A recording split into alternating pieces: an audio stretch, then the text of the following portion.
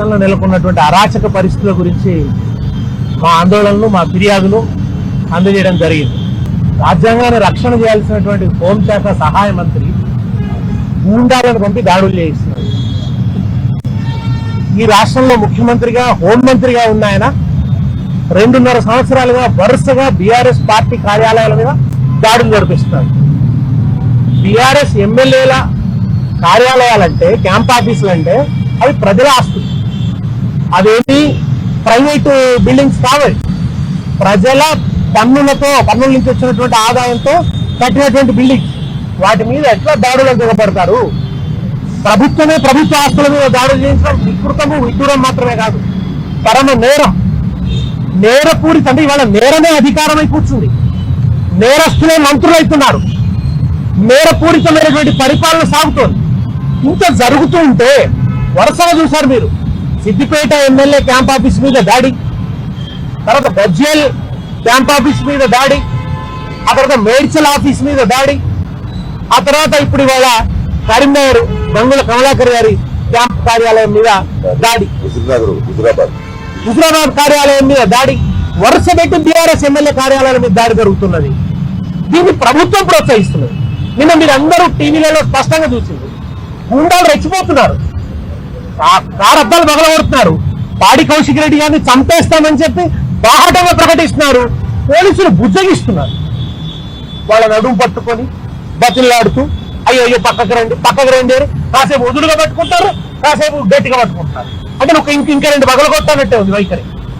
లోపలికి ఎట్లా ఎంటర్ అవుతారండి? కార్యాలయం లోపలికి ఎంటర్ అయిపోయి కుర్చీలు పగలగొట్టి, అద్దాలు పగలగొట్టి ఇవన్నీ చేస్తుంటే ఇక్కడ పోలీసులు ఉన్నట్ట? ఈ రాష్ట్రంలో శాంతి భద్రతలు అమలవుతున్నట్ట? అంటే రాష్ట్రంలో శాసన సభ్యుల ప్రాణాలకే రక్షణ లేకపోతే సామాన్యుల పరిస్థితి ఏమిటి?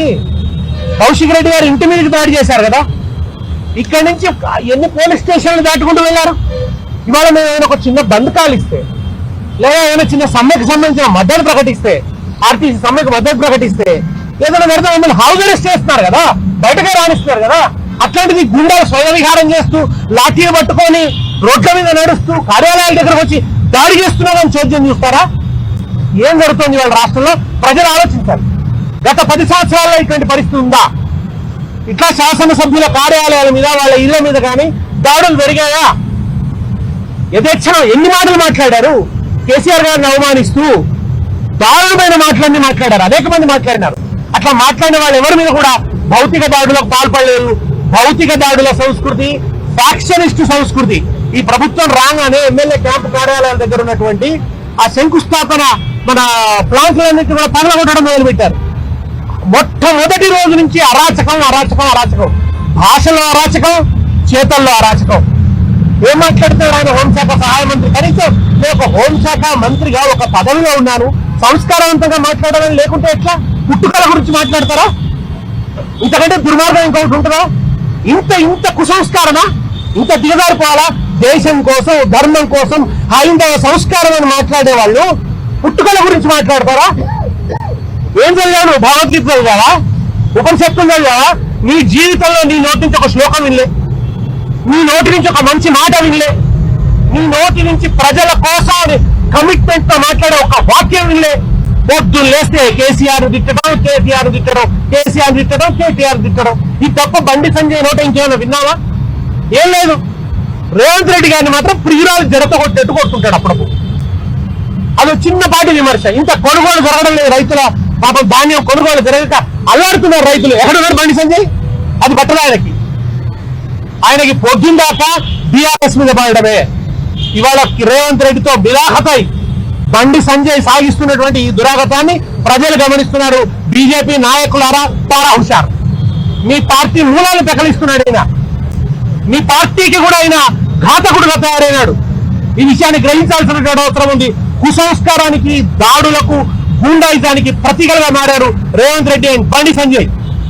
వీళ్ళ విషయంలో తెలంగాణ సమాజం చూస్తూ ఊరుకోదు. చైతన్యవంతమైనటువంటి సమాజం, ప్రజాస్వామ్య విలువల్ని ప్రేమించేటువంటి సమాజం, ప్రజాస్వామ్య పోరాటం చేసి తెలంగాణను సాధించినటువంటి సమాజం కనుక ఈ సమాజం మిమ్మల్ని క్షమించదు.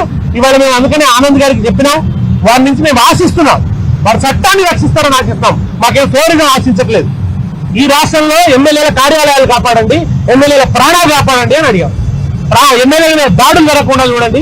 ఈ ఫ్యాక్షనిస్ట్ సంస్కృతి, ఈ బీహార్ లో ఉండేటువంటి దాడుల సంస్కృతిని తెలంగాణలో రానివ్వకండి అని చెప్పడానికి వచ్చినాం. వీళ్ళు ఇట్లా అరాచకాలు చేస్తే ఆత్మరక్షణ కోసం రేపు ఇతర పార్టీల వాళ్ళు కూడా దాడులు చేయాల్సి వస్తుంది. అప్పుడు ఏమైపోతుంది? ఈ రాష్ట్రం రావణ కాష్టం అవుతుంది, అగ్నిగుండం అవుతుంది.